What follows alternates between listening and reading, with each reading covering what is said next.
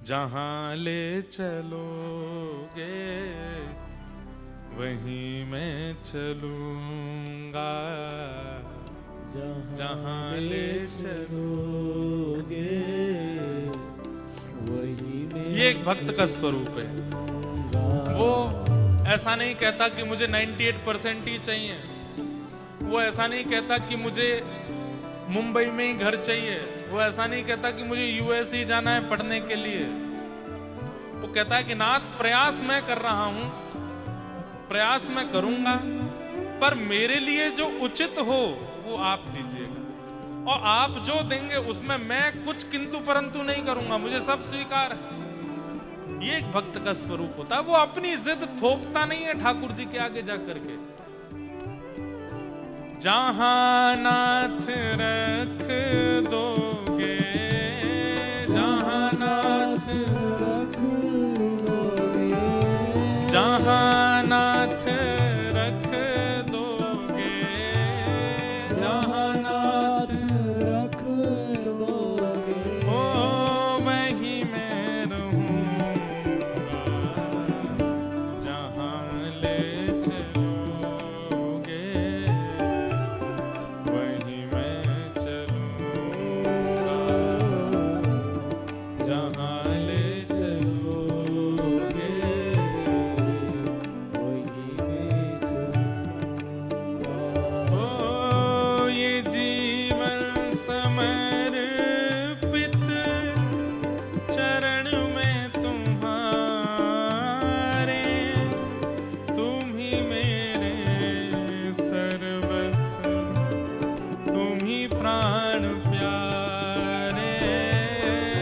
ये जीवन का ये चरण में तुम्हारे,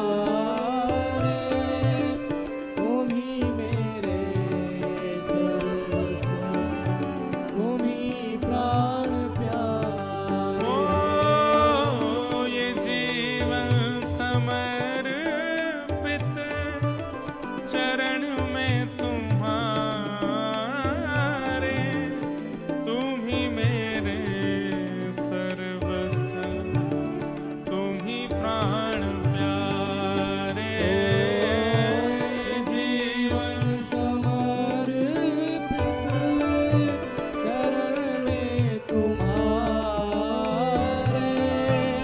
तुम ही मेरे सर्वस्व, तुम ही प्राण प्यारे। ओ तुम्हें छोड़ कर नाथ, तुम्हें छोड़ कर हाँ तुम्हें छोड़ कर नाथ, तुम्हें छोड़ कर मैं किससे कहूँगा, जहाँ ले चलोगे वहीं मैं चलूँगा,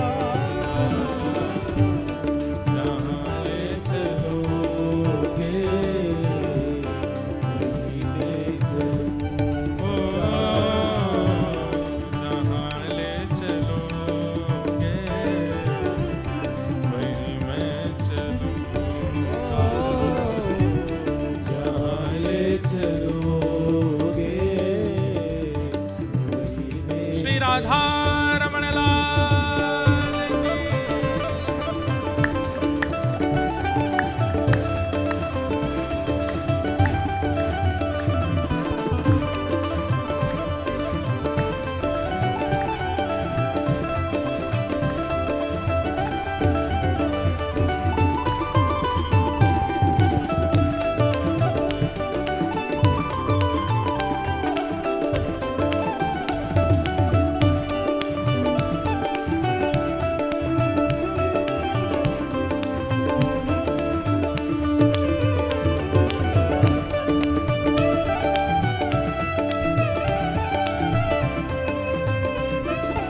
और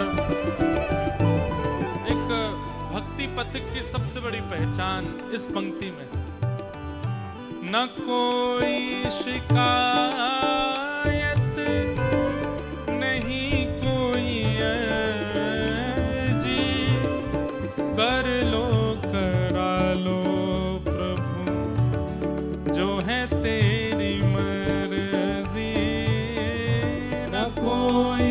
शिकायत नहीं कोई अर्जी, कर लो करार जो है तेरी मर्जी। न कोई शिकायत नहीं कोई ऐसी, कर लो करा लो प्रभु जो है तेरी मर्जी। न कोई शिकायत नहीं कोई अर्जी, कर लो करार जो है तेरी मर्जी। खुशी दो या गम जो भी, खुशी दो या गम जो भी, खुशी दो या गम जो भी, खुशी दो या गम जो मैं प्रेम से सहूँगा, जहाँ ले चलोगे वहीं मैं चलूँगा, जहाँ ले चलोगे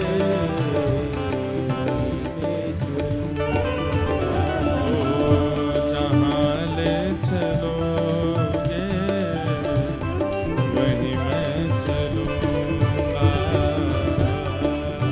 ले चलोगे वहीं मैं चलूँगा। जहाँ नाथ रख दोगे, जहाँ नाथ रख दोगे, जहाँ नाथ रख दोगे, जहाँ नाथ रख ओ दोगे, वहीं मैं रहूँगा, जहाँ ले चलोगे वहीं मैं चलूँगा। ले चलोगे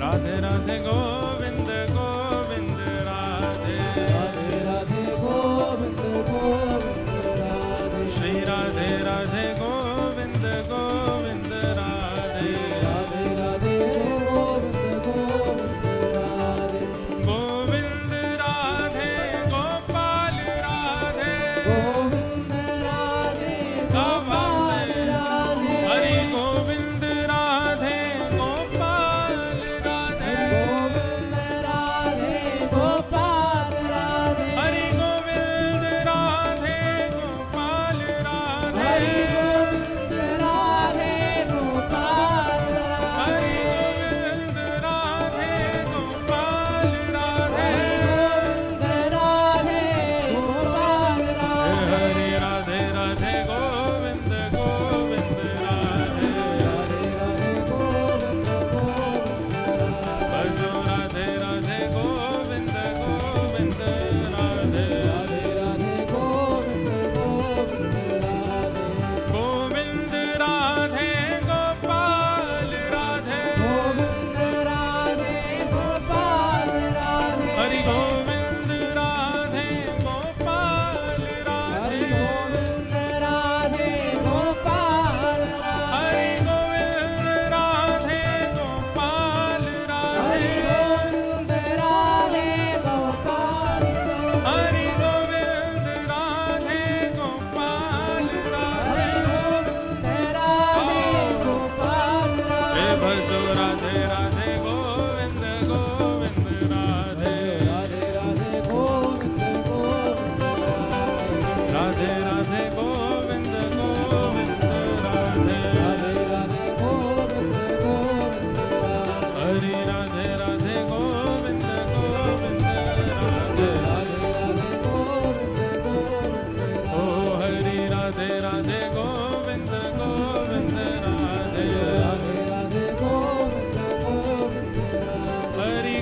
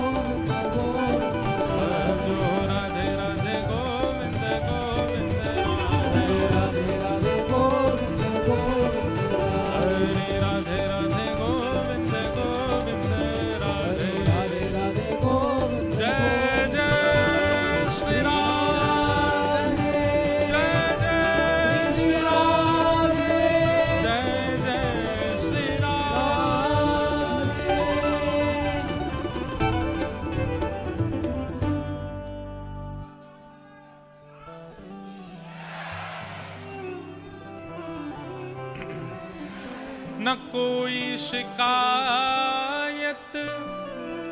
नहीं कोई अर्जी, कर लो करा लो प्रभु, जो है तेरी मर्जी। खुशी दो या गम जो भी, मैं प्रेम से सहूंगा, जहां ले चलोगे वहीं मैं चलूं। एक संसारी व्यक्ति का और भक्त व्यक्ति का अंदर यही एक बस परिवर्तन है कि संसारी व्यक्ति किसी भी जीवन में घटने वाली घटना को अस्वीकार करता है और उसको बदलने की जिद में लगता है, लेकिन वैष्णव भक्त सबको प्रसाद मानता है कि ठाकुर जी जो कर रहे हैं सब मेरे लिए प्रसाद स्वरूप है, मुझे सब स्वीकार है, शायद इसमें मेरे लिए कुछ भला है। कोई व्यक्ति मिल रहा है तो ठाकुर जी ने भले के लिए जोड़ा है, कोई व्यक्ति बिछुड़ रहा है तो ठाकुर जी ने भले के लिए दूर किया है, मुझे रोग लगा है, मैं स्वस्थ हूं, या जो कुछ भी मेरे साथ हो रहा है सब ठाकुर जी की कृपा है। नरसिंह मेहता, उनकी एक बड़ी प्रसिद्ध कथा है, उनके बेटे का ब्याह एक नगर सेठ की बेटी से होने वाला था। तो वो तो नगर सेठ जिनकी बेटी है, और नरसिंह मेहता तो बेचारे सब जानते ही हैं, वो तो आनंद में रहते थे, उनको कोई ऐसा विशेष कुछ था नहीं। किसी ने जाकर के सेठ जी से कह दिया कि आप अपनी कम से कम बेटी का ब्याह पिता को अपनी स्थिति से श्रेष्ठ स्थिति में ही करना चाहिए, प्रयास करना चाहिए कि पिता अपनी पुत्री का विवाह श्रेष्ठ स्थिति में करे, जैसी स्थिति उसकी है उससे थोड़ी श्रेष्ठ ही हो लड़के की स्थिति, वहां ब्याह करे। तो किसी ने जाकर के नरसिंह मेहता जी की शिकायत कर दी। शिकायत तो क्या मतलब, वास्तविकता बता दी। बोले आप अपनी बेटी का जहां ब्याह कर रहे हो, नरसिंह मेहता जी का बेटा, उनके यहाँ कोई इतनी ज्यादा कोई व्यवस्था नहीं है, हो सकता है कि बेटी को कई कई रात तो भूखा भी रहना पड़े, उनके यहाँ तो सामग्री भी नहीं होती, व्यंजन भी नहीं बनता, कैसे आपने अपनी बेटी का ब्याह वहां निश्चित कर दिया। तो पिता को बड़ी चिंता हो गई कि भाई मैंने तो बड़ी प्रशंसा सुनी थी। बोले कि संत महात्मा तो उन्हीं के गुण गाते हैं, उनसे सुन लिया होगा।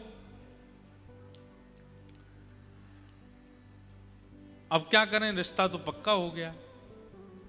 बोले रिश्ता सीधे मना कर दो। बोले सीधे मना करना अच्छा नहीं लगता है, तो क्या करें। बोले दूसरे तरीके से मना करो। बोले क्यों।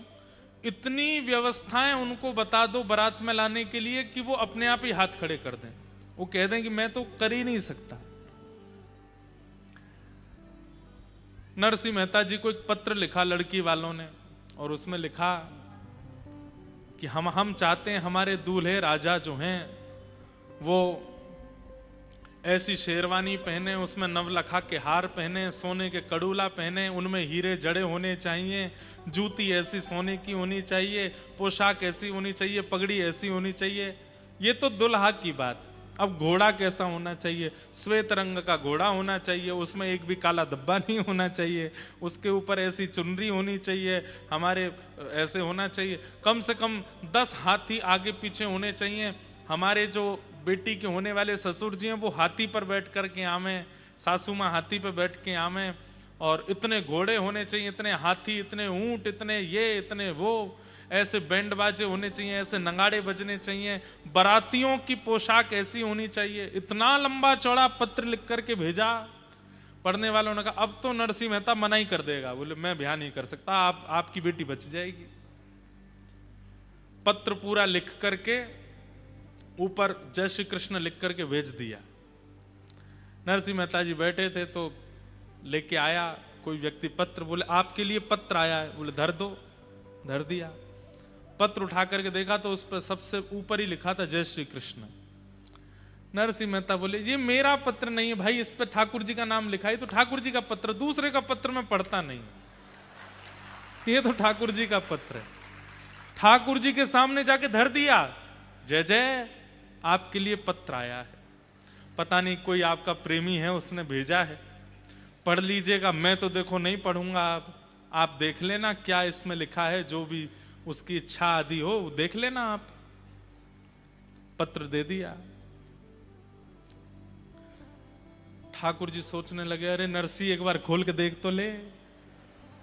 लेकिन नरसिंह मेहता के चित्त में तो ऐसा समर्पण है, जय श्री कृष्ण लिख दिया, कहीं लिखा दिख गया तो वो वस्तु भी मेरी नहीं है, वो तो ठाकुर जी की है। ठाकुर जी भी रीझ गए, बोले वाह नरसिंह मेहता इतना समर्पण। अब जब पत्र ही हमको दे दिया है, कुछ देखा तो है नहीं इन्होंने, तो हम ही देखेंगे फिर। बेचारे एक मरासू घोड़ी थी, बिल्कुल मरने ही वाली थी, ऐसी स्थिति की तो घोड़ी आई, उस पर बेटा बैठा। पोशाक जो पहनी थी वो भी किसी से मांग करके लाए थे। कुछ बारातियों को इकट्ठा किया गया, उनमें भी आधे से ज्यादा तो अंधे थे, एक दूसरे का कंधा पकड़ के ही चल रहे थे, आगे वाला जहां जाता वहीं मुड़, ऐसी तो बारात। ठाकुर जी बोले, अरे भैया दाऊ दादा देखो, जहाँ नरसिंह मेहता की जहां ब्याह है है वहां से पत्र ऐसो आयो और ये ऐसी बारात लेके जा रहा है। और वहां लड़की वाले क्या सोच रहे हैं कि इतने दिन हो गए, नरसिंह मेहता ने मना भेजा नहीं है, इसका मतलब व्यवस्था करी ली होगी। इतने में क्या देखते हैं कि एक गली में से महाराज खूब सारे हाथी आ गए और लोग लेकर के आए। नरसिंह मेहता बोले, भैया कहां से आए? बोले कि वो आप उन सेठ जी के यहाँ एक बार कीर्तन करके आए थे ना, उनको पता चला आपके बेटे की ब्याह है तो उन्होंने हाथी भिजवाए हैं कि आपकी बेटा की शोभा हाथियों से होनी चाहिए। फिर कहीं से कुछ ऊंट आ गए, कहीं से कुछ लोग जुड़ते चले गए। एक व्यक्ति आया, उसने दुल्हा को नीचे उतारा, बोले कि एक सेठ जी ने बढ़िया वाली पोशाक भेजी है, पहना दी। करते करते देखते नरसिंह मेहता बोले, अपने आप ही सब होता जा रहा, हम तो किसी को जानते नहीं, कौन से सेठ के यहाँ से हाथी आए, कहाँ से ऊंट आ गए, कहाँ से पोशाक आ रही है, सब व्यवस्था अपने आप होती जा रही है। बढ़िया ढोल नगाड़े बजाने वाले भी आते गए, सब व्यवस्थाएं होती चली गई। यहां लड़की वाले बोले कि भाई बारात आ रही होगी, कोई पता तो करो कैसी क्या बारात है। कोई देखने के लिए गया, लौट करके आया, वो कहे सेठ जी ऐसी बारात देखी सुनी तो बहुत दूर की बात, किसी ने चिंतन भी नहीं की होगी ऐसी बारात आ रही है। बोले कैसी बारात है? बोले चलो छत पर चल करके देखो। ऊंची अटारी पर जाकर के देखा महाराज, दूर से देखा तो जहां तक दृष्टि जा रही है वहां तक लोग केवल झूम रहे हैं, नाच रहे हैं, गा रहे हैं, ऐसे ऐसे रत्न, ऐसे ऐसे आभूषण पहन करके, इतनी सुंदर सुंदर नारियां, इतने सुंदर सुंदर पुरुष, ऐसे सुंदर सुंदर हाथी, हाथियों ने भी सुंदर सुंदर आभूषण पहने हैं। और तभी दृष्टि पड़ी तो क्या देखा, बारात में दुल्हा भी है, हाथी भी है, सब कुछ है, लेकिन बारात में सबसे आगे एक हाथ में सुंदर छड़ी लेकर के श्याम वर्ण के द्वारिकाधीश चल रहे हैं और दूसरी तरफ अपने हाथ में छड़ी लेके साक्षात श्री बलराम जी महाराज चल रहे हैं।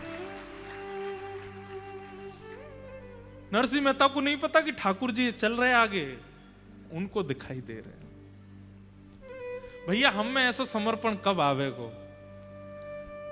हम ये नहीं कहते कि भाई आप इस कथा को सुनने के बाद, इस बात को सुनने के बाद में जानबूझ करके ऐसा कुछ करो कि घर पे कोई पत्र आया था तो वो जरूरी आपने धर दिया ठाकुर जी के सामने, महाराज जी बता के गए थे कथा में।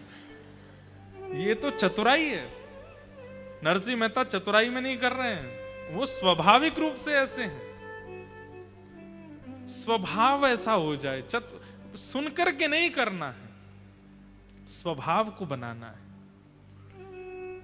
आजकल ऐसा होता है कि कथा सुनने के बाद में, सत्संग सुनने के बाद में व्यक्ति सुनी हुई चीजों को करने का प्रयास करता, अच्छी बात है, पर वो क्रिया शरीर में नहीं आनी चाहिए, वो आपके स्वभाव में आनी चाहिए, वो आपके विचार में आनी चाहिए।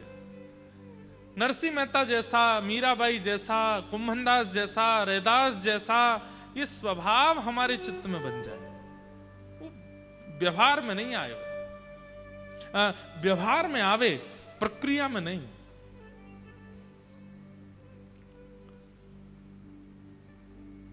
तापत्रय विनाशाय, जीवन में तो हर प्रकार की परिस्थिति ठाकुर जी देते हैं, लेकिन उस परिस्थिति में आपका रिएक्शन, एक्शन क्या होता है उसको ठाकुर जी देखते हैं। इसलिए उस समय सावधान रहो। और विशेष रूप से जब विपरीत परिस्थिति आती है, जो आप नहीं चाहते वो जीवन में जब आता है, उस समय तो जितना हो सके धैर्य रखिए। बंधुओं, ये कथा, ये सत्संग, ये मैं फिर कह रहा हूं, ये उसी स्थिति की प्रैक्टिस कराई जा रही है। वो स्थिति जब आवे, क्योंकि आवेगी सबके जीवन में, बचेगा कोई नहीं, आवेगी। बस उस स्थिति में हम विचलित ना हों, परेशान ना हों, व्यथित ना हों। हम आपको कथा सुनाते हैं, सुनकर के ट्रेंड हो। हम खुद कथा कहते हैं, हम खुद जानते हैं कि मेरे जीवन में भी कभी ना कभी कुछ ना कुछ विषम परिस्थिति आ सकती है। उस विषम परिस्थिति में मुझे क्या करना है? जो मैं बोल रहा हूं वही करना है, प्रसाद मान करके स्वीकार करना है। ठाकुर जी का प्रसाद है। आप देखेंगे विशेष रूप से जिस व्यक्ति का बहुत उचित निर्माण ठाकुर जी को करना होता है ना, उसी व्यक्ति को बार बार गिराते हैं, बार बार उसके जीवन में कुछ विपरीतताएं लाते हैं। हाँ, वो व्यक्ति अगर हार मान जाए तो वहीं रह जाता है, लेकिन हार ना माने, बस लगा रहे, धीमे धीमे एक स्थिति पर पहुंच जाता है। आज जिनकी भी गाथाएं आप सुनते हो, चाहे वो धन में श्रेष्ठ हो, चाहे वो भक्ति में श्रेष्ठ हो, चाहे वो ज्ञान में श्रेष्ठ हो, उसके पूर्व जीवन को जब आप देखेंगे तो संघर्ष बहुत है। बिना संघर्ष के नहीं बना कोई। संघर्ष सबके जीवन में आता है, तन का, मन का, बुद्धि का, जीवन परिवारियों का। पर उस स्थिति में जो व्यथित ना हो, ठाकुर जी को वो प्रिय है। पूरी गीता में ठाकुर जी क्या समझा रहे हैं? अर्जुन को यही तो समझा रहे हैं, व्यथित मत होना अर्जुन, बस करते चलो। ऐसे श्री कृष्ण को हम बारंबार प्रणाम करते हैं, जिनके 3 रूप हैं, 3 गुण हैं और 3 प्रकार के दुखों से जो मुक्त करते हैं। श्री कृष्णाय वयम नमः। ऐसे श्री कृष्ण को हम प्रणाम करते हैं। भागवत जी के महात्म्य में हम जल्दी जल्दी थोड़ा सुना देते हैं, फिर कथा को विश्राम की ओर प्रथम दिन के सूक्ष्म भाव को करेंगे। 88,000 सौनकादि ऋषियों ने सूत जी महाराज से पूछा, भगवान इस कलिकाल में भगवत प्राप्ति का साधन क्या है? 10, 15, 20 मिनट थोड़ा और शांति से सुनिए। आज बहुत देर से लोग बैठे हैं, हमें पता है थोड़ा विलंब तो हुआ है, लेकिन पहले दिन थोड़ी हमको छुट्टी सी दे दो, हमें कहने दो थोड़ी देर तक।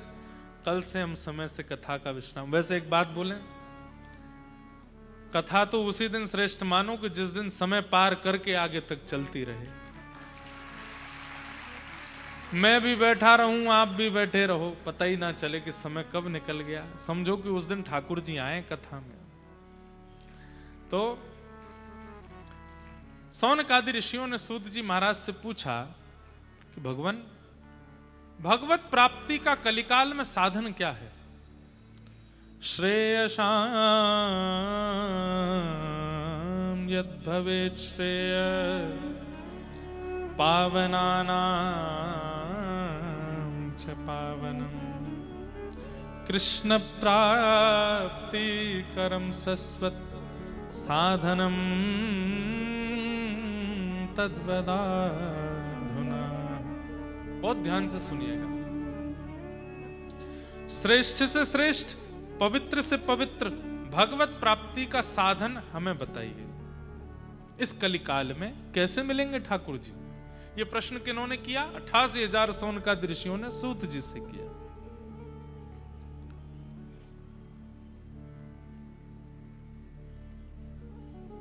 बंधुओं, आचार्यों से प्रश्न अपने कल्याण का ही पूछना चाहिए। मेरा कल्याण कैसे होगा? धन कमा के होगा, ऐश्वर्य कमा के होगा, घर बना के होगा, सब सेटल करके होगा? कल्याण होगा कैसे? उद्धार होगा कैसे? कभी पूछा है? यहां पर कितने लोग बैठे हैं, हमसे तिगुनी उम्र के भी लोग हैं। इतना जीवन निकलने के बाद कभी स्वयं से पूछा कि हमारा उद्धार क्या है, हमारा कल्याण कैसे होगा?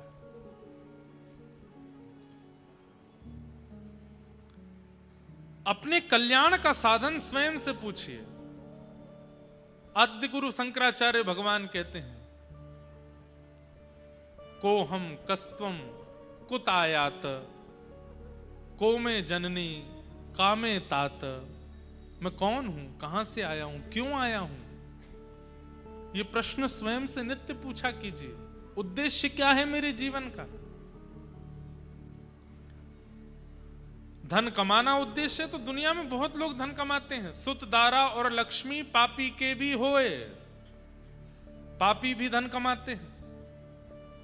यश कमाना अगर जीवन का उद्देश्य होता है तो रावण का यश, प्रभु श्री राम के प्रादुर्भाव के समय रावण का यश ज्यादा था। यश कमाना भी उद्देश्य नहीं हो सकता। उद्देश्य क्या है, स्वयं से पूछिए।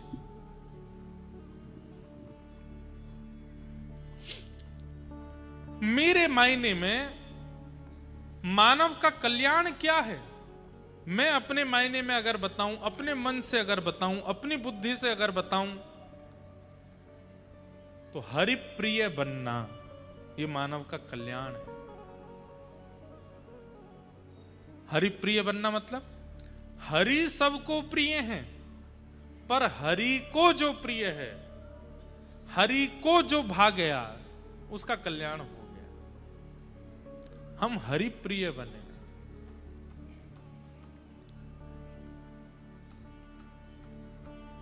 यही कल्याण का साधन है। सौनकादि ऋषियों ने सूत जी से कहा कि कृष्ण प्राप्ति कैसे होगी, कृपा कर हमें बताओ। तब सूत जी महाराज कहते हैं, कालव्याल मुखाग्रास त्रास निर्णास हेतवे श्रीमद् भागवतम शास्त्रम कलौ कीरेण भाषितम। काल रूपी व्याल के मुख में, व्याल कहते हैं सर्प को, काल रूपी सर्प के मुख में हम आप सब लोग उसके ग्रास यानी कि भोजन बन करके बैठे हैं। जब काल चाहेगा तब हमको स्वीकार करके हमें नष्ट कर सकता है। वो नष्ट करे उससे पहले पहले भागवत जी का आश्रय ले लेना चाहिए, उसी से भगवत प्राप्ति होगी। काल का कोई भरोसा तो है नहीं, किसी के जीवन का कोई भरोसा तो है नहीं, ना मेरा भरोसा है ना आपका। आज पहले दिन की कथा आप सौभाग्य से सुन रहे हो, कल की सुन पाओगे नहीं पता हमको। मैं आज कथा कह रहा हूं, कल भी सुना पाऊंगा इसका, सब जानते हैं इस बात को, तो पूरा विश्व जानता है कि हमारे अगले क्षण का भी पता नहीं है। वही बात यहां कह रहे हैं कि काल रूपी सर्प अपना मुंह खोल करके बैठा है और उसका भोजन हम हैं। वो जब चाहे हम में से किसी को भी उठा सकता है। वो उठावे उससे पहले भागवत जी का आश्रय ले लो और भागवत जी में बताए गए मार्ग पर चल करके भगवत प्राप्ति कर लो। भागवत का मतलब क्या है? भगवतः प्रोक्तः उपाया आत्मलब्धये। ठाकुर जी स्वयं कहते हैं जिस मार्ग से मेरी प्राप्ति होती है वही भागवत है। जिन उपायों से मेरी प्राप्ति होगी जीवात्मा को वही भागवत है। बस उसका पालन करे, केवल सुने ना, केवल बैठे ना, केवल समय ना बर्बाद करे, केवल टाइम पास ना करे। सुने, तत्श्रवण प्रपठन विचारण परो भक्त्या विमुच्य नर। यही कलिकाल में भगवत प्राप्ति का साधन है। जब मिल जाए कथा सुनने को बस सुन लीजिए और सुन करके उसको जीवन में उतार लीजिए। बंधुओं एक बात और बताएं, मान लीजिए कि कोई आचार्य चरण या कोई कथा वक्ता कोई बात कहते हैं कि भाई ऐसा ऐसा जीवन होना चाहिए, आप बोलो मेरी लाइफ में तो ये संभव ही नहीं है, कभी नहीं आ पाएगा वो गुण आपके अंदर। लेकिन चाहे कितना कठिन नियम वो बता दें, कितनी कठिन परिस्थिति वो बता दें, आपने मन में विश्वास कर लिया कि ये मुझे जीवन में लाना है, तो व्यास मंच एक ऐसी स्थिति है, लाइव टीवी पर कथा सुनना, फोन पर कथा सुनना, लैपटॉप में सुनना, वो एक अलग विषय होता है। पंडाल में बैठ करके सुनने का मतलब पता है, यहां पर वक्ता के द्वारा बताया गया नियम, अगर श्रोता ने मन बना लिया कि ये नियम मुझको लाना है, तो व्यासपीठ के सामने बैठ करके जैसे ही आप व्रत धारण करोगे, व्यासपीठ उस व्रत को निभाने की सामर्थ्य भी प्रदान करती है। आप कर पाएंगे। यहां बैठकर के नियम धारण हो सकता है, फोन पर, मोबाइल पर, घर पर बैठ करके आप कथा सुन सकते हो, पर यहां बैठ करके व्यासपीठ के सन्मुख बैठ करके, व्यासपीठ का तात्पर्य क्या है? इससे बढ़िया तो मैं घर में, हमारे नीचे हॉल है, वहीं पर व्यासपीठ लगा लिया करूं, और जिनको कथा करानी उनसे कहूं घर पे लगा लो टीवी, यहीं से लाइव आ जाया करूंगा, रोज सुन लो। पर हम वक्ता को अपने नगर में बुलाते हैं, व्यवस्था करते हैं, भागवत जी की शोभा यात्रा लेकर के आते हैं, अनुष्ठान में ब्राह्मणों को बैठाते हैं, पूजन करके, व्यास का तिलक करके, माला पहना करके, तब व्यास मंच उनको सौंपते हैं। कुछ तो प्रभाव होता होगा इस पंडाल का, इस व्यासपीठ का। यही प्रभाव है कि यहां व्यासपीठ का दर्शन करते हुए जब आप कथा सुनते हैं, जो आप संकल्प लेंगे, जो आप नियम धारण करेंगे, जो आप प्रण लेंगे, जो आप व्रत ले लेंगे, और जगहों पर या और स्थिति में करना दुर्गम हो सकता है, यहां सामर्थ्य भी मिल जाएगी, कर लोगे आप। इसलिए व्यासपीठ के सन्मुख बैठ करके सुनना ये बहुत बड़े सौभाग्य की बात है।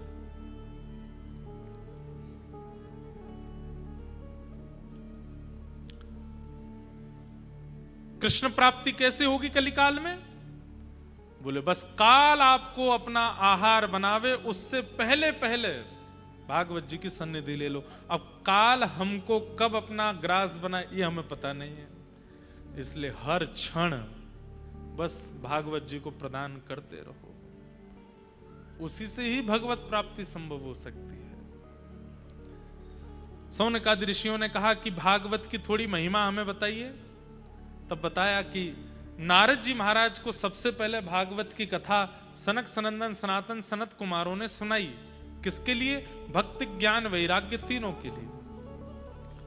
नारद जी महाराज विचरण कर रहे थे पूरे भारत में, जैसे ही वृंदावन पहुंचे तो वहां एक आश्चर्य देखा, एक परम सुंदरी युवती बैठी है, युवा कन्या, और उसकी गोद में दो वृद्ध लेटे हैं। नारद जी बोले युवा की गोद में दो वृद्ध, कौन है ये दोनों? तब उस युवा कन्या ने कहा मैं भक्ति हूं और ये मेरे पुत्र हैं ज्ञान और वैराग्य। भक्ति सब करते हैं पर मेरे पुत्रों को अपने जीवन में आश्रय नहीं देते, इसलिए ये दोनों वृद्ध हो गए हैं। भक्ति सब करते हैं, मंदिर सब जाते हैं, शंकर जी पे दूध सब चढ़ाते हैं, पर दूध चढ़ाते क्यों है ये नहीं पता। क्यों चढ़ाते हैं दूध? क्यों चढ़ाते हैं पंचामृत शंकर जी पे? ठाकुर जी को पंचामृत का अभिषेक क्यों होता है? भगवान को तुलसी क्यों अर्पित की जाती है? इत्र नैवेद्य क्यों लगाया जाता है? अरे कहां तक कहें दीपावली पर गणेश लक्ष्मी की पूजा क्यों होती है ये भी नहीं पता हमको। लक्ष्मी नारायण बैठते हैं साथ में, ये गणेश जी क्यों बैठे हैं यहां पर? अच्छा हम तो मानते हैं कि राम जी आए थे इसलिए दीपावली मनाते, फिर लक्ष्मी जी की पूजा क्यों होती है? कुछ नहीं पता हम लोगों को। केवल भक्ति कर रहे हैं, भक्ति के पुत्र ज्ञान को पीछे छोड़ दिया है। वैराग्य को तो हम सोचते हैं कि शायद घर छोड़ना ही वैराग्य होता है, नहीं। वैराग्य का मतलब घर का त्याग नहीं होता। वैराग्य का मतलब विषय वस्तु के प्रति आसक्ति का त्याग। भाई आपके सामने भी बहुत व्यंजन प्रस्तुत किए गए हैं, खाने के, पीने के, देखने के, उपभोग करने के, पर उन वस्तुओं के सन्मुख होते हुए भी आप अपना मन उन पर ना ललचाने देना, इसको वैराग्य कहते हैं।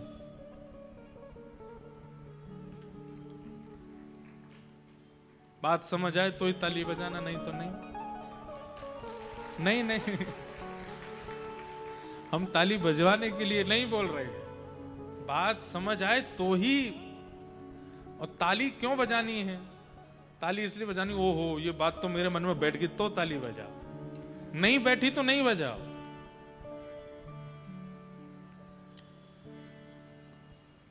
किसी व्यक्ति के सामने सब कुछ रख दिया गया, खाने की भी वस्तु है, देखने की भी वस्तु है, स्पर्श की भी वस्तु है, उपभोग की भी वस्तु है, वासना की भी वस्तु है, सब कुछ सामने है, लेकिन सब कुछ सामने होते हुए भी अपने मन पर वशीकृत करके हुए बैठा है। ये वैराग्य।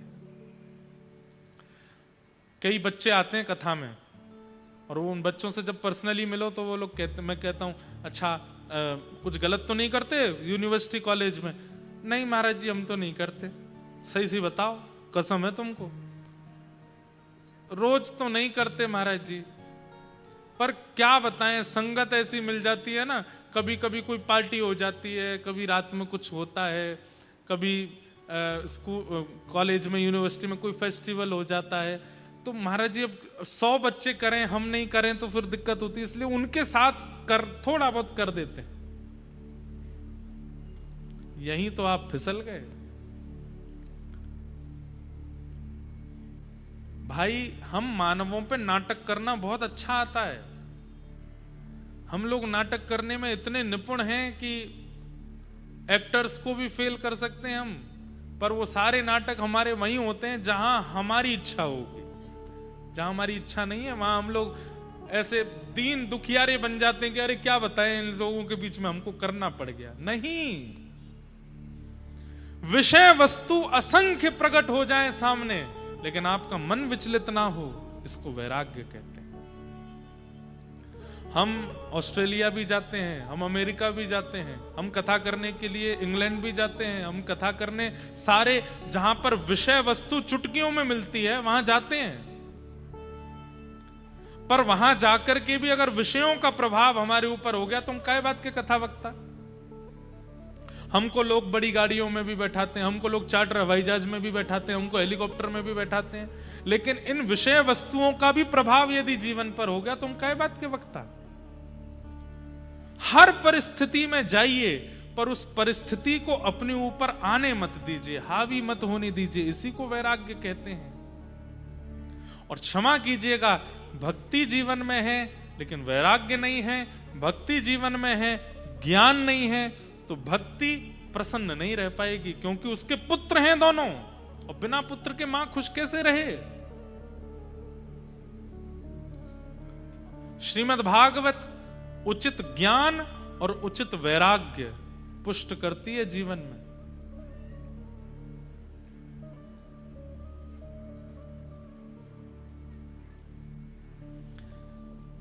इसलिए ज्ञान वैराग्य वृद्ध पड़े हैं, क्योंकि हम लोग केवल भक्ति को चुनते हैं। नासय रोग हरे सब पीरा, जपत निरंतर हनुमत बीरा, संकट ते हनुमान छुरावे, मन क्रम वचन ध्यान जो लावे, सब पर राम तपस्वी राजा, तिनके काज सकल तुम साजा। आगे बोलो। और मनोरथ जो कोई सोई अमित जीवन, चारों युग प्रताप तुम्हारा, साधु संत के तुम रखवारे, असुर निकंदन, अष्ट सिद्ध नवनित के दाता अस्वर दीन, जय जय जय हनुमान गुसाई। सबको याद है, पर इसका अर्थ नहीं जानते।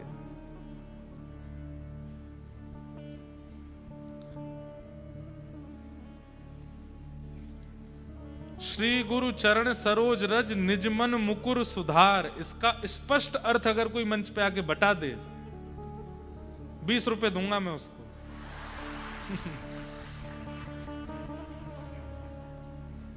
2000 चाहिए क्या आपको? जानते होंगे कई लोग, मैं मना नहीं करता, नहीं पता हमको। लक्ष्मी प्रकट हुई हैं समुद्र मंथन से दीप मालिका के दिन, इसलिए लक्ष्मी की पूजा होती है। लेकिन गणपति साथ में इसलिए हैं क्योंकि गणपति बुद्धि प्रदायक हैं। लक्ष्मी अगर बिना बुद्धि के आ जाएगी तो हम लोग उसको कहीं भी खर्च करेंगे, कहीं भी व्यय करेंगे, उल्टा सीधा अपने किसी भी विषय वासनाओं में, अपने किसी भी मनोरंजन में, किसी भी ऐश्वर्य में खर्च करेंगे। इसलिए गणेश जी की पूजा साथ में होती है कि हे गणपति, ये लक्ष्मी जीवन में आवे, आप बुद्धि देना, कि इनका कहां व्यय करना चाहिए, कैसे इनको रखना चाहिए, कहां इनको, इनसे, इनके द्वारा हमारे जीवन में कोई विघ्न ना हो जाए। क्योंकि लक्ष्मी अतीत में आती है तो फिर व्यक्ति सोचता है कहीं भी लगाओ, कुछ भी करो, जीवन के जितने विषय हैं सब जीवन में आने चाहिए। इसलिए गणेश जी की पूजा होती है कि हे गणेश जी, आप मेरी बुद्धि को, आप मेरे मन को, आप मेरे हाथों को, मेरे कानों को वशीकृत करके रखना, कहीं अति लक्ष्मी आने पर मैं विचलित ना हो जाऊं। गणेश जी की पूजा होती है। बिना ज्ञान के, बिना वैराग्य के अगर आप भक्ति मार्ग चुनेंगे, भक्ति प्रसन्न नहीं रह पाएगी। इसलिए वो ज्ञान नहीं चाहते हम जो रावण के पास है, वो वैराग्य नहीं चाहते हम जो जड़ भरत को हुआ है। हमें वो ज्ञान और वो वैराग्य चाहिए जो व्रज की गोपियों के पास है। वैराग्य है तो ऐसा है कि 6 किलोमीटर दूर मथुरा में कृष्ण हैं, फिर भी मिलने नहीं जाती हैं। और ज्ञान है तो ऐसा है कि वृष्णि नाम प्रवरो मंत्री, कृष्णस्य दैतस् सखा, शिष्यो बृहस्पतिर साक्षात उद्धव, बृहस्पति का शिष्य, जिसकी लच्छेदार वाणी जब निकलती है तो श्री कृष्ण भी सुनते हैं। उस उद्धव को 6 महीने तक बोलने नहीं दिया ब्रज की गोपियों ने। ज्ञान हो तो ऐसा, वैराग्य हो तो ऐसा, त्याग हो तो ऐसा कि अपने प्राण प्रिय श्री कृष्ण को, अगर विश्व उद्धार करने के लिए श्री कृष्ण का मथुरा जाना जरूरी है तो गोपियां अपने प्राण श्री कृष्ण का त्याग कर देती हैं। भगवान श्री कृष्ण अपनी इच्छा से मथुरा नहीं गए, गोपियों ने भेजा है हमारे उद्धार, हमारे कल्याण के लिए। जब अक्रूर जी ने कह दिया कि अगर कृष्ण केवल वृंदावन में रहेंगे तो आपका उद्धार होगा, लेकिन ये यहां से निकल के बाहर जाएंगे तो पूरे ब्रह्मांड का कल्याण होगा, तब गोपियों ने कहा ठीक है, अगर हमारे प्राणों के हमसे दूर जाने से विश्व का कल्याण होता है तो ले जाओ। कृष्ण नहीं गए हैं, गोपियों ने भेजा है कृष्ण को, जाइए गीता का ज्ञान प्रवाह कीजिए, जाइए उद्धव गीता को प्रकट कीजिए, जाइए अपने ब्रह्म ज्ञान से पूरे विश्व का कल्याण कर दीजिए। नहीं तो गोपियां अगर आंख भर के ठाकुर जी को देख लेती और कहती खबरदार वृंदावन से एक पैर भी बाहर आगे रखा तो। रसखान कहते हैं ताही अहीर की छो हरिया, छचिया भरी छाछ पे नाच नचायो। छचिया किसको कहते हैं? हाथ ऐसे करो, ये बीच में जो गड्ढा बना ना हाथ में, इसको छचिया बोलते हैं। क्या बोलते हैं? इसमें छाछ भर लो, कितनी छाछ रुके कि यहां बीच में बस रुक जाए, इतनी छाछ के पीछे, इतनी छाछ हाथ में लेकर के गोपियां कहती लाला पिएगो? ठाकुर जी के यहां पीऊंगो, पहले नाच के दिखा। त्रिलोकीनाथ ब्रह्मांड नायक जिनकी भ्रकुटी टेढ़ी करने से भूचाल आ जाता है पृथ्वी पर, वो छचिया भर छाछ के लिए गोपियों के आगे नाचते हैं। ये रसखान कह रहे हैं।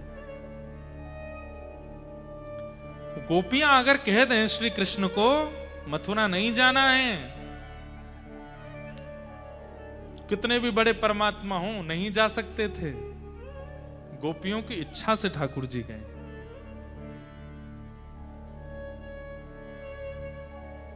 विषय बहुत विस्तृत हो जाएगा, पर भक्ति हो, ज्ञान हो, वैराग्य हो, यथा ब्रज गोपिका नाम, जैसी ब्रज की गोपियों का है। गोबर थापती हैं, लेकिन गोबर थापते थापते भी कहती हैं न खलु गोपिका नंदनो भवान अखिल देहि नाम अंतरात्म दृक्। कन्हैया, हम जानती हैं तुम नंद जी के लाला नहीं हो, तुम यशोदा के लाला नहीं हो। ठाकुर जी डर गए, इनको पता तो नहीं चल गई कि मैं कहीं वसुदेव और देवकी को लाला हूं। गोपियां, ठाकुर जी बोले तो फिर मैं कौन को लाला हूं? गोपी बोली अखिल देहि नाम अंतरात्म दृक्, पूरे ब्रह्मांड के समस्त जीवात्माओं के चित्त में रहने वाला वो परम तत्व परमात्मा तुम ही हो, हम जानती। ठाकुर जी बोले इनको तो पता है कि मैं परमात्मा हूं, इनको तो पता है कि मैं ईश्वर हूं, फिर भी मेरे साथ ऐसी बाल लीला कर रही हैं। ठाकुर जी तो गोपियां बोली नाटक करना आप पे ही आता है क्या? हम पे भी आता है। अगर आप बालक बने हो तो हम भी आपके साथ बाल भावी रखते हैं, बाकी जानती हम सब हैं कि आप कौन हो। अद्भुत है। तो इसलिए भक्ति में ज्ञान और वैराग्य दोनों चाहिए, पर कितने? अति ज्ञान भी नहीं, अति वैराग्य भी नहीं, केवल उतना ही जितना भागवत जी में है। ज्ञान कितना चाहिए कि सही गलत की पहचान, और वैराग्य कितना चाहिए कि सामने कोई भी विषय वस्तु आ जाए मन विचलित ना हो, इतना वैराग्य। बस इसके सहित जब भक्ति में आएंगे ठाकुर जी मिल जाएंगे। तब भक्ति ज्ञान वैराग्य के वर्धन के लिए नारद जी महाराज ने भागवत की कथा कराई। किसने की? सनक सनंदन सनातन सनत कुमारों ने। उस कथा में आते ही भक्ति ज्ञान वैराग्य दोनों पुष्ट हो गए, और श्रीमद् भागवत जी की कथा से ज्ञान वैराग्य की पुष्टि हुई। आत्मदेव नाम के ब्राह्मण थे, धुंधुकारी उनका एक पुत्र था, महान दुष्ट था। उसके दूषित कृत्यों के कारण मां ने प्राण त्याग दिए, पिता ने घर छोड़ दिया। माता पिता को कष्ट पहुंचाने के कारण बालक को मृत्यु के बाद प्रेत बनना पड़ा। ये बात याद रखिएगा बंधुओं। हम बच्चों को तो बहुत समझाते हैं, पर आजकल माता पिताओं को भी समझाने की बहुत जरूरत हो गई है। माता पिता भी बड़े विचलित होते जा रहे हैं हमारे भारत के। बच्चा धुआं उड़ाता है, उससे दिक्कत नहीं है। बच्चा पीला पानी पीता है, उससे दिक्कत नहीं है। बच्चा मांस खाता है, उससे दिक्कत नहीं है। पर पूरे दिन कथा सुनता है, इससे बहुत दिक्कत हो जाती है कई माता पिताओं को। ये ताली बजाने वाली बात ही नहीं है। अरे कोटा वालों क्या कर रहे हो आप? ये ताली बजाने वाली बात है। हमसे पूछिए, हमसे हजारों लोग मिलने आते हैं, आधे से ज्यादा बच्चे रोते हुए आते हैं। क्यों? कई बच्चे तो ऐसे हैं कि वो उन्होंने प्याज लहसुन खाना बंद कर दिया, तो उनके माता पिता जबरदस्ती अंदरूनी रूप से किसी सामग्री में मिला के खिला देते हैं, ऐसा तक करते हैं। हमारी उन माता पिताओं से प्रार्थना है, काय को हिरण्यकश्यप बन रहे हो? वो दिन दूर नहीं होगा कि नृसिंह प्रकट हो जाएंगे। फिर दौड़ते डोलोगे तो ब्रह्मांड में कोई रक्षा नहीं करेगा। फिर कम से कम बच्चे व्यसन तो नहीं कर रहे, गलत काम तो नहीं कर रहे हैं। जैसे तैसे व्यासपीठ के माध्यम से, कथाओं के माध्यम से, भक्ति पथ के माध्यम से बच्चों में सुधार आ रहा है। वो भक्ति मार्ग की ओर बढ़ रहे हैं। कोई मीरा के पथ पर, कोई कृष्णदास के पथ पर चल रहा है। आप क्यों उनको इस प्रकार से प्रताड़ित कर रहे हैं? अच्छी बात है कि बच्चे व्यसन नहीं करते, बच्चे सुधर रहे हैं। उन माता पिताओं से हमारी प्रार्थना, कृपा करके ऐसा व्यवहार बच्चों के साथ ना करें। लेकिन बच्चों से भी प्रार्थना, माता पिता चाहे जो कर लें, उनके प्रति गुरुतुल्य भाव ही रखो। प्रहलाद जी के लिए नृसिंह भगवान प्रकट हुए, उसमें जप भी था, तप भी था, नाम जप भी था, प्रहलाद जी की भक्ति भी थी। लेकिन एक तरफ इतना अत्याचार करने वाले पिता के प्रति प्रहलाद जी का जो समर्पण भाव है, उस पर भी ठाकुर जी रीच करके आए कि भले ही पिता ने कितना भी गलत किया हो, लेकिन प्रहलाद ने अपने पिता की कभी निंदा नहीं की, अपने पिता को कभी कुदृष्टि से नहीं देखा। हिरण्यकश्यप लात मारते हैं, हिरण्यकश्यप गालियां देते हैं, हिरण्यकश्यप मरवाने के लिए तैयार करते हैं, पर नित्य प्रहलाद जी का नियम है, सुबह उठते ही स्नान ध्यान करते ही सैनिकों से कहते हैं, एक बार पूज्य माता जी और पिताजी के चरण स्पर्श करा लाओ। हाथ में हथकड़ियां हैं, पैरों में बेड़ियां हैं। सैनिक पकड़ करके प्रहलाद जी को लेकर के जाते हैं, अपनी माँ को प्रणाम करते हैं, अपने पिता को दंडवत प्रणाम करते हैं। वो पिता देखता भी नहीं है हिरण प्रहलाद जी की ओर, बोले ये सब नाटक मेरे सामने मत किया कर। लेकिन प्रहलाद जी ने अपने पिता के अंतिम दिन तक नित्य प्रणाम किया। मेरे पिता चाहे जैसे हों, इनकी वजह से मैं हूं, रोज प्रणाम करते हैं। ठाकुर जी इसलिए भी प्रकट हुए कि प्रहलाद की अपने मातृ पितृ के प्रति भक्ति तो देखो कैसी है। पिता चाहे जैसे हो गए हो, लेकिन प्रहलाद ने अपने पिता का त्याग नहीं किया। इसलिए बच्चों से भी प्रार्थना कि माता पिता के प्रति सुदृढ़ रहो, नहीं तो माता पिता के प्रति दोष रखने वाले बालक को प्रेत बनना पड़ता है मृत्यु के बाद। धुंधुकारी बने। तब धुंधुकारी के उद्धार के लिए भागवत जी की कथा श्री गोकर्ण जी महाराज ने की। धुंधुकारी दिव्य रूप धारण करके भगवत धाम को प्रस्थान कर गए और उसी कथा के पुनर्वाचन से पूरे ग्रामीण क्षेत्र के लोग भी भगवत धाम को प्रस्थान कर गए। इस प्रकार भागवत जी का महात्म्य सुनाया गया। ऐसे भागवत जी को हम प्रणाम करते हैं, वंदन करते हैं। बोलो भागवत महापुराण की जय। श्री बाल कृष्ण लाल की जय। गोवर्धन नाथ की जय। लक्ष्मी वेंकटेश भगवान की जय। राजा रामचंद्र भगवान जय जय श्री राधे। जय जय श्री राधे। जय जय श्री राधे। बंधुओं, महात्म्य की कथा को हम यहाँ विश्राम देते हैं। कल प्रथम स्कंद से कथा प्रारंभ होगी। आप सब लोग 2:30 बजे तक अपना स्थान हर हाल में ग्रहण कर लीजिएगा। 3 बजे तक कथा प्रारंभ होगी और 6, 6:30 बजे तक हम क्रम विश्राम करेंगे। श्यामा हृदय कमल सो प्रगट्यो। श्यामा हृदय कमल सो प्रगट्यो। श्यामा हृदय कमल सो प्रगट्यो। श्यामा हृदय कमल सो प्रगट्यो। और श्याम हृदय कुमार वृंदावन मेरो वृंदावन।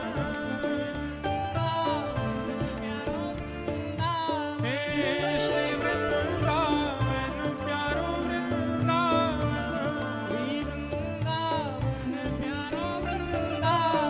सब सुख सागर रूप उजागर रहे वृंदावन धाम।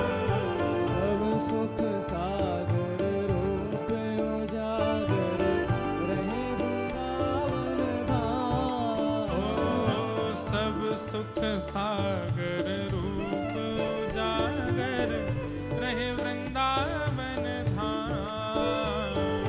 सब सुख सागर रूप उजागर रहे वृंदावन धाम। हे रूप गोस्वामी प्रकट कियो जहाँ। रूप गोस्वामी प्रकट कियो जहाँ। रूप गोस्वामी प्रकट कियो जहाँ। रूप गोस्वामी प्रकट भुजा उठा के राधा गोविंद रूप निधान। वृंदावन मेरो वृंदावन। वृंदावन मेरो वृंदावन। हे श्री वृंदावन प्यारो वृंदावन। वृंदावन प्यारो वृंदावन। रूप गोस्वामी प्रकट कियो जहाँ। रूप गोस्वामी प्रकट कियो राधा गोविंद रूप निधान। वृंदावन मेरो वृंदावन। वृंदावन मेरो वृंदावन। हे श्री वृंदावन प्यारो वृंदावन। वृंदावन प्यारो वृंदावन। बंधुओं, आप सब राजस्थान वासियों का एक सौभाग्य है। हमारे वृंदावन के 3 ठाकुर तो यहीं विराजमान हैं। श्री गोविंद देव जी, गोपीनाथ जी, मदन मोहन जी। और चौथे हमारे वृंदावन के लाला, वो तो यहाँ से थोड़ी दूरी पर ही है। बोल श्रीनाथ प्यारे की। पूछरी के लौटा की। प्यारे क्या बात है बंसी वारे।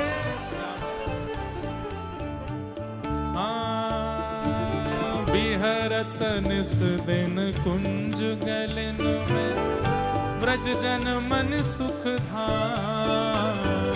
बिहरत निस दिन कुंज गलिन में ब्रज जन मन सुख धाम। ओ मदन मोहन को रूप निरख के। मदन मोहन को रूप निरख के। श्री मदन मोहन को रूप निरख के।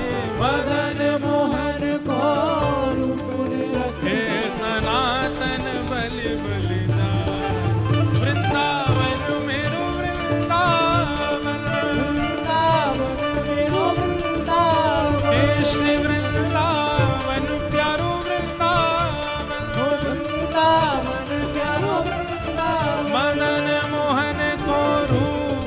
रख के मदन मोहन को रूप में रख के सनातन बल बल जाए वृंदावन मेरो वृंदावन वृंदावन मेरा वृंदावन हे श्री वृंदावन प्यारो वृंदावन वृंदावन प्यारा वृंदावन गोपी ग्वाल सब ही और धारे प्यारो गोपीनाथ